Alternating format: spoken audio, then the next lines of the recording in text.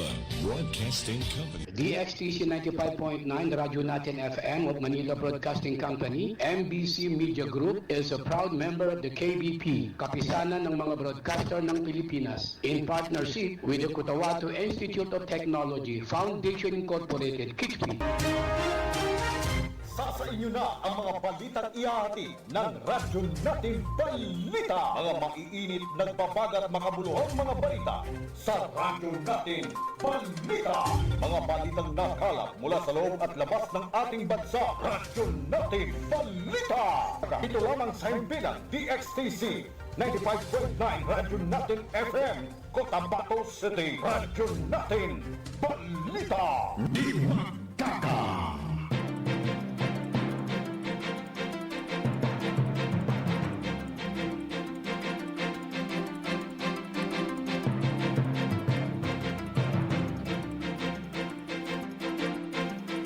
DXTC 95.9 na Radyo Natin FM Cotabato City is a proud member of the KBP, Kapisanan ng mga Broadcaster ng Pilipinas of MBC Manila Broadcasting Company or Media Group. Itama po ang inyong mga oras sa buong kapuluan. 8 minuto makalipas ang alas 7 ng umaga. Magandang umaga, Central Mindanao. Welcome aboard sa Radyo Natin Balita. Ngayon ay araw ng Merkules, ika-15 sa buwan ng Abril 2026 at ika-26 sa buwan ng Shawwal 1447 sa Islamic Hijra Calendar. Sa ngalan po ng aming butihing station manager sa aming admin officer KBP license, Sir PB Jowaril, at sa aming news head, Ms. Noronisa Mamital Kusin.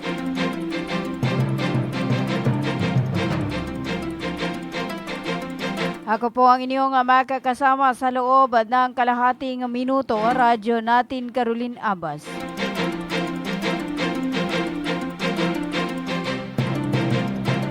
Walong minuto makalipas ang alas 7 ng umaga at ang oras na natin sa inyo ng Cotabato Institute of Technology Foundation Incorporated at ng Al Rais Ventures Corporation na sa pamahala ni Manager Abidin E. Ali.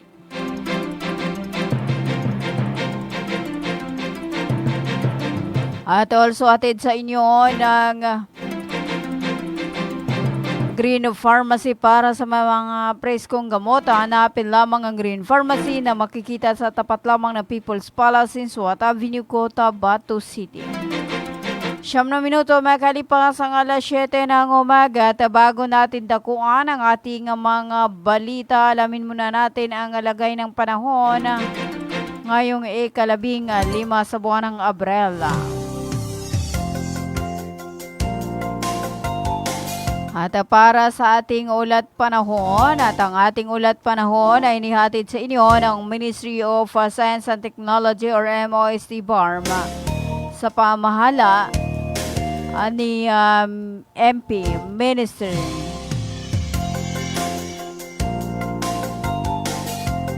Bailing Ismantawil at sa buong suporta ni BARM Chief Minister Abdurrauf Imakakuwa, katuwangang DXTC, radyo natin na maging alerto at laging handa mga kabangsamoro.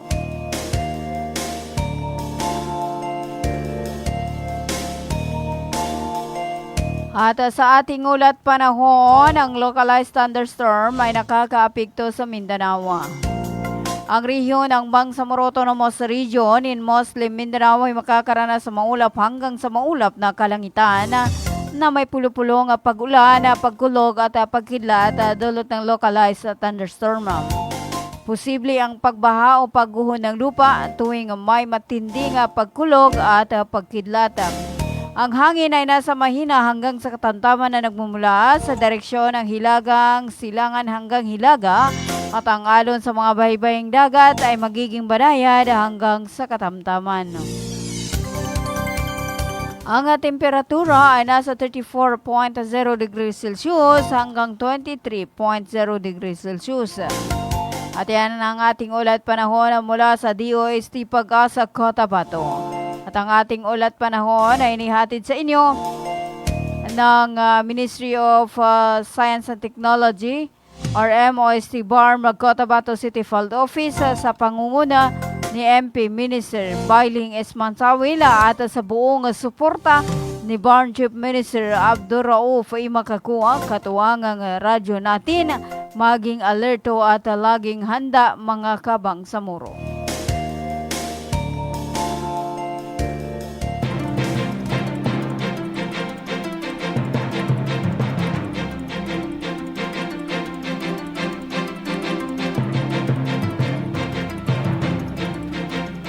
Itama po ang inyong mga orasan, ang oras sa buong kapuluan na 12 minuto makalipas ang alas 7 ng umaga.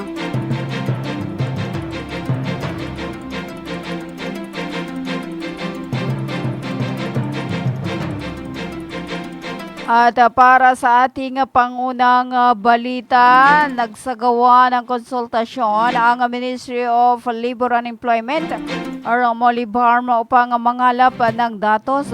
Matukoy ang mga pangunahing isyu sa paggawa at bumuo ng mga estratehiya upang mapagaan ang epekto ng kasalukuyang krisis sa langis sa ekonomiya.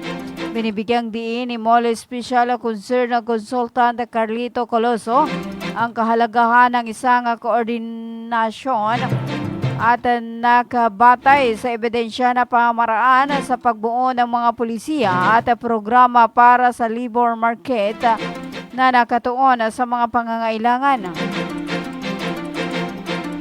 Ang pagpupulong na ito ay naglalayong makakalapan ng mahalagang impormasyon tungkol sa kasalukuyang kalagayan ng mga manggagawa sa harapan na tumataas na presyo ng langisa sa pamamagitan ng pagtitipon ng datos at pagtalakay sa mga hinaing. Layunin ng MOLE na magkaroon ng malinaw na pag-unawa sa mga hamong kinakaharapan ng iba't ibang sektor ng paggawa. 13 minuto makalipas ang alas 7 ng umaga. Para sa iba pa nating mga balita, iginiit ni Member of Parliament Abdul Basita B. Benito na walang malinaw o formal na ebidensya na siya ay tinanggal bilang kasapi ng United Bangsamoro Justice Party or UBJP. Ayon pa kay MP Benito, bagamat walang opisyal na dokumento ng kanyang pagtanggal, malinaw siya ay in isolate na nagsisilbing indikasyon na wala na siyang aktibong partisipasyon sa partido. Dagdag pa nito, hindi na siya na iniimbitahan sa mga gawain at nawala na rin ang kanyang posisyon matapos ang tagumpay ng Bangsamoro Organic Law at ang mga pagbabagong struktural sa Bangsamoro Autonomous Region. Sa kabila nito, sinabi ni MP Benito na nananatili ang kanilang kahandaan tumulong sa UBJP kung kinakailangan. Binibigyan din niya na ang kinikilalang leader ng lahat ay si Alhaj Murad Ibrahim.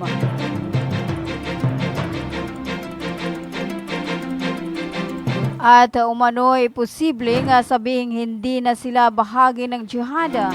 Walang sinuman ang maaring mag-monopolize ng jihad, ani pa ni Benito, habang binibigyang diin ang kanilang katapatan sa Moro Islamic Liberation Front at ang kanilang mga hadikain para sa Bangsamoro.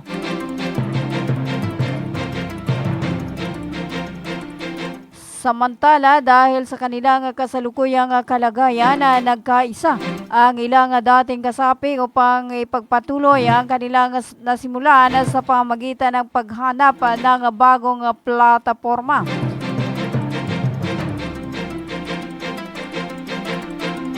Labing-anim na minuto makalipas ang alas 7 ng umaga. At para sa iba pa nating mga balita,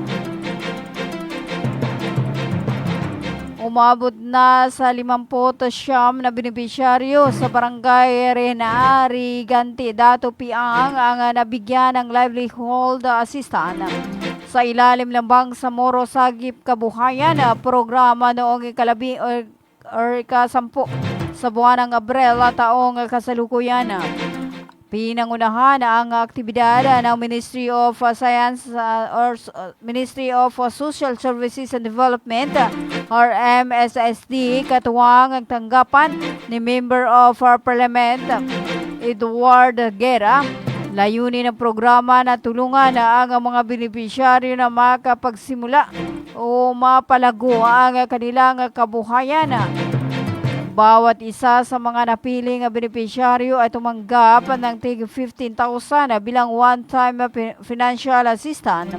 Inaasang magsisilbi itong puhunan upang makapagtayo ng maliit na negosyo o mapabuhay ang kanilang kasalukuyang pinagkakakitaan. Bahagi ang BSK programa ng patuloy na inisyatiba ng MSSD upang suportahan ang socio-economic recovery ng mga pamilyang naapektuhan ng sigalota at upang mapatatag ang kakayahan ng mga komunidad na makabangon at maging mas matatag sa harapan ng mga hamon. Sa pamamagitan ng ganitong mga programa, patuloy na isinusulong ng pamahalaang Bangsamoro ang inklusibong pagunlad at mas matibay na kinabukasan para sa mamamayan. 18 minuto makalipas ang alas 7 ng umaga, tayo po ay magbabalik after this paid short commercial.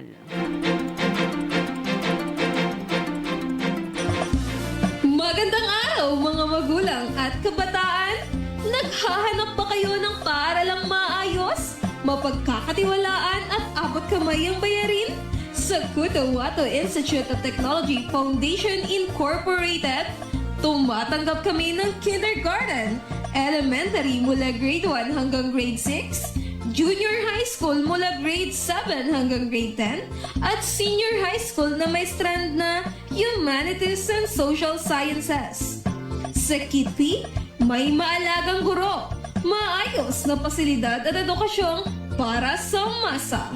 Mayroon din kaming scholarship program at tumatanggap ng mga scholars. Kaya ano pang hinihintay nyo? Mag-enroll na sa Kitpi. Para sa impormasyon, makipag-ugnayan sa 0905-1423-948. Matatagpuan sa Poblacion 8, Cacar, Cotabato City. Sa Kitpi, abot kamay na bayarin, edukasyong siguradong kinabukasan. Hello mga mamis.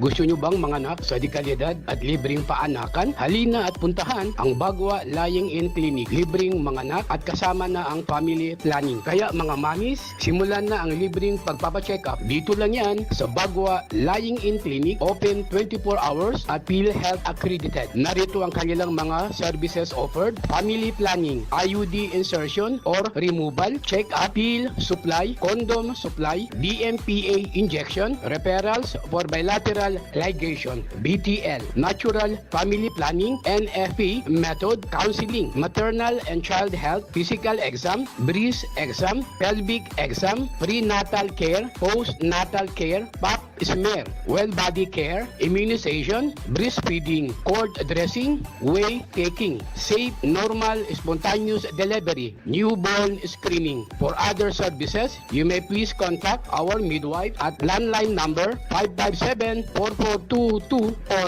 a cell phone number 0917-531-6697. Para sa mga karagdagang katanungan, pwede kayong bumisita anumang oras sa Bagwa Lying-in Clinic at hanapin lamang ang kanilang clinic manager. Ang Bagwa Lying-in Clinic ay matatagpuan sa Quimpo, Bagwa 2, Cotabato City. Owned and managed by Madam Fe Camano Mandi. Tandaan mga mamis, Bagwa Lying-in Clinic.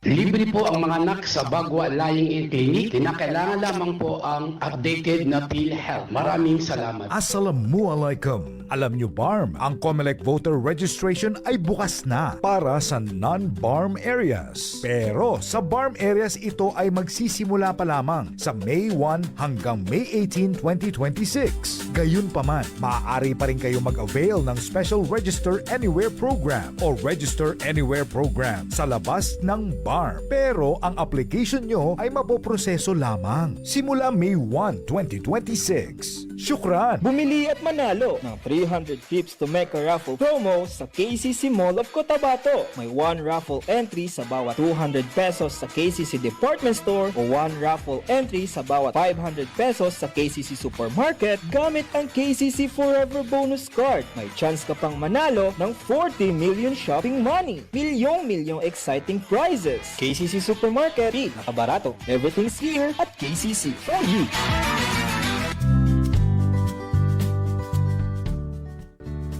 Karapatan mo, protektado ng batas. Alam mo ba na may batas na tumitiyak sa karapatan nating mga persons with disability sa Pilipinas?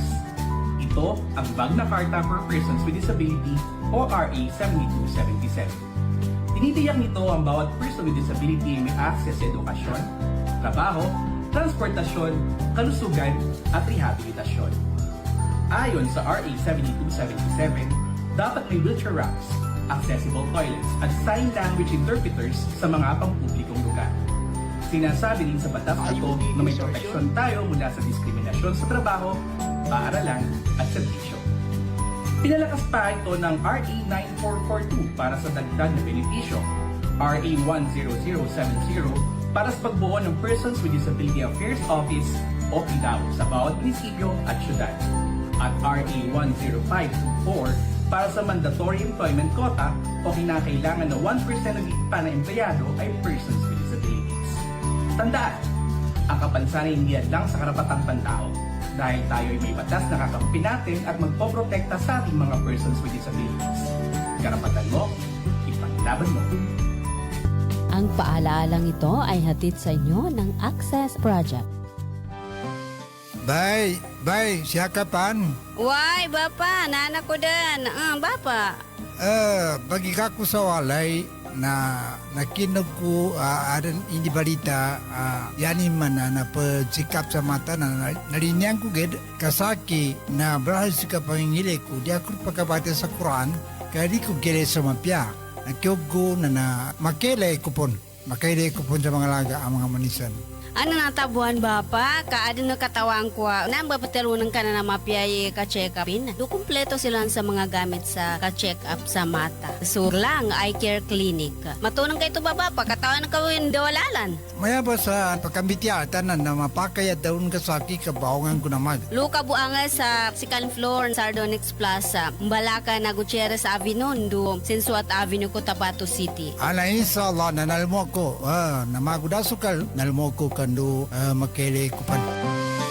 Mga pagali nami, mga pakat nami, mubangilay kano sa mapeka check-up ni sa mata, undo kompleto yung mga gamit din, naangay kano sa Glang Eye Care Clinic, matun sa second floor, Sardonyx Plaza, Balaka na Gutierrez Avenue, Dusinsuat Avenue, Cotabato City. Mapakaya tamawag kano sa cellphone number nilan, 0966-024-6066. Kano email ad nilan, glangacc@yahoo.com. Angay kanudan sa Glang Eye Care Clinic. Glang Eye Care Clinic. When we crave to have fun, yet our tummies want some, everyone is thinking of a crunch. With grilled chicken inside and if deliciously fried, Virginia crunchy chicken nuggets. Here it is, it's extraordinarily crunchy. Virginia crunchy chicken nuggets. It's real chicken goodness, tasty, oh yes, crunchy goodness in every bite. Virginia crunchy chicken nuggets. Inihahandog ng Ministry of Labor and Employment, BARMM, sa pamamagitan ng Bureau of Employment, Promotion and Welfare. Mole Job Portal project na binuo para sa mga aplikanteng naghahanap ng trabaho at mga pribadong establishmento, kumpanya at recruitment agencies na nangangailangan ng mga trabahante. Libre. Madali. Ligtas gamitin para sa mga job seekers at employers. Narito ang iilan sa features at function ng online platform system na ito.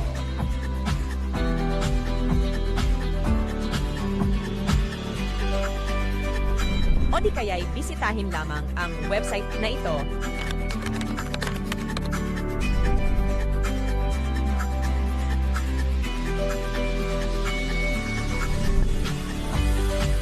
O maaari din i-scan ang QR code sa larawan.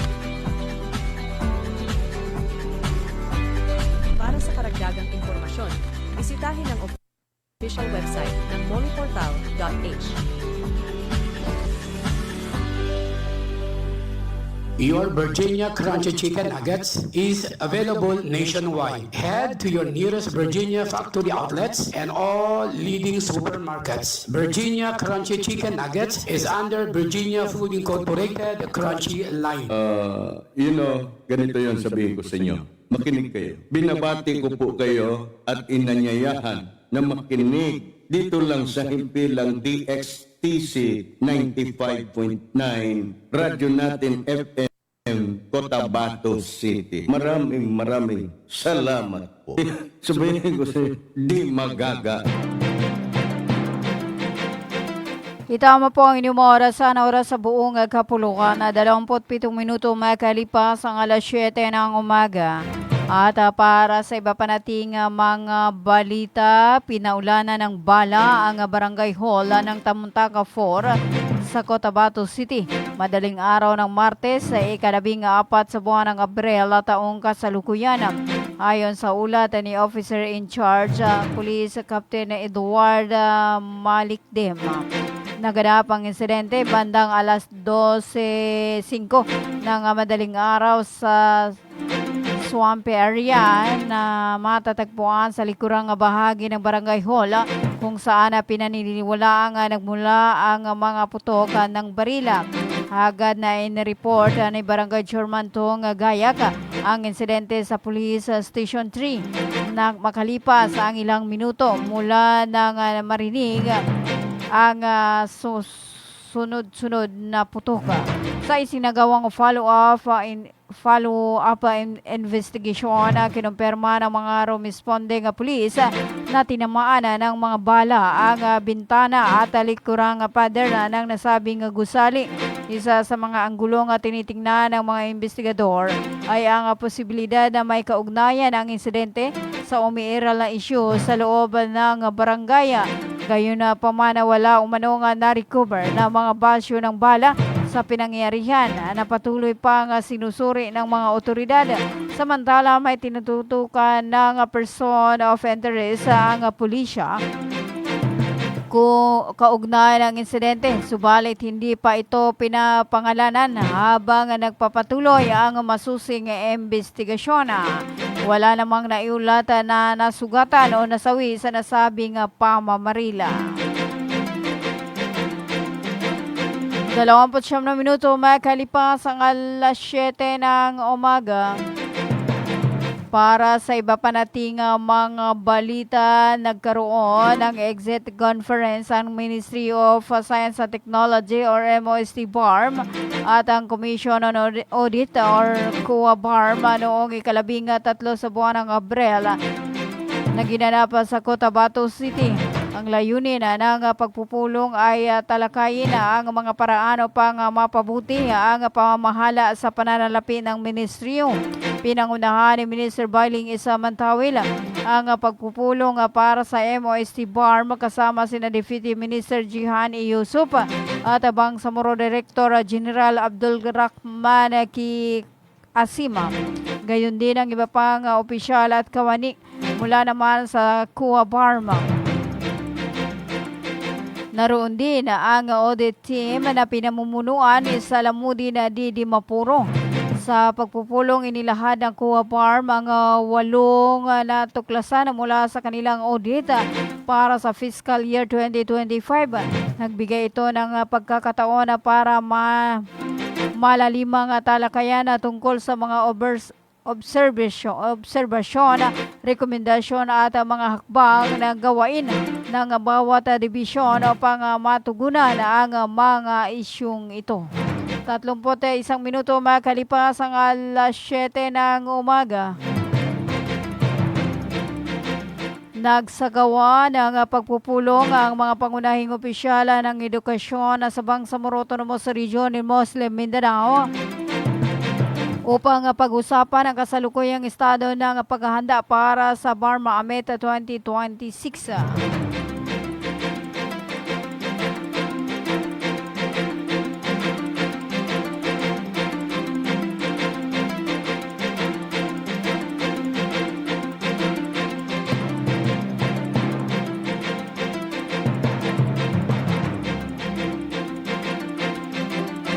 Samantala, binibigyan din ng mga opisyal ang kahalagahan ng pagtutulungan ng bawat sektor upang masiguro ang organisadong pagpapatakbo ng palaro at mapangalagaan ang kapakanan ng mga kalahoka.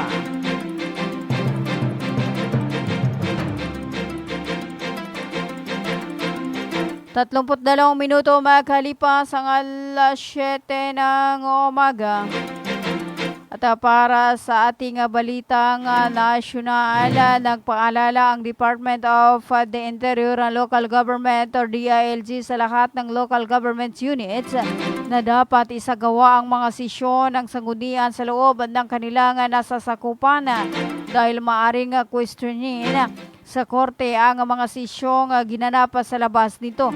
Ayon pa sa DILG, ang pagsasagawa ng sesyon sa labas ng jurisdiction ay maaring maglimita sa partisipasyon ng publiko at akses sa mga desisyong may epekto sa mga mamayan.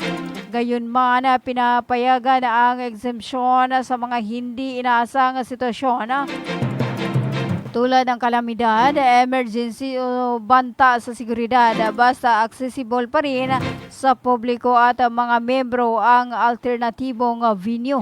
Dagdag pa ng DILG, dapat maayos na maitala at madokumento ang mga proceeding sa official minutes.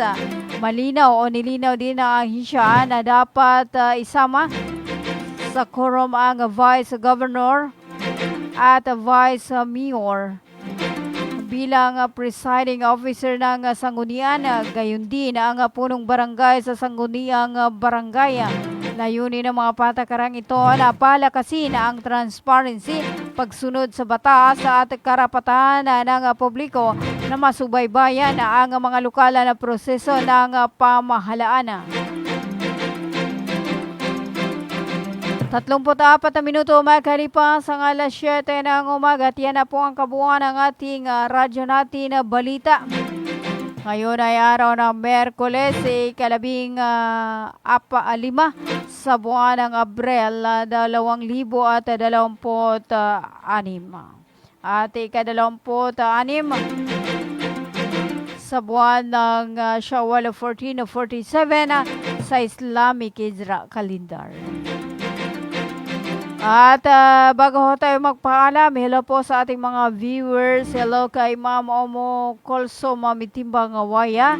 Assalamualaikum warahmatullahi ta'ala wabarakatuh. Mga Kabangsamoro Mapia Mapita sa Likatanulangon. Ma'am Carolina always watching. Pa-shoutout po kay Dato Tong Awaya. Watching from Puruka Bay Labi, Barangay Dato Balabaran.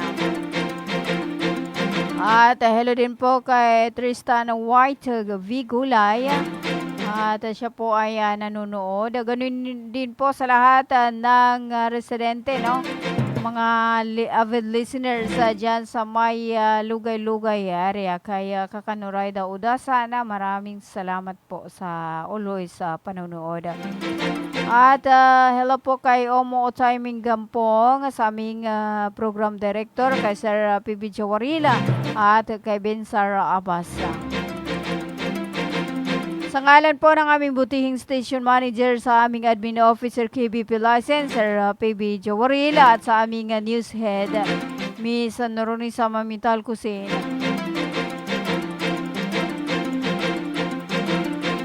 At sa aming mga media technician, ako po ang inyong nakasama, radyo natin Carolina Abbas.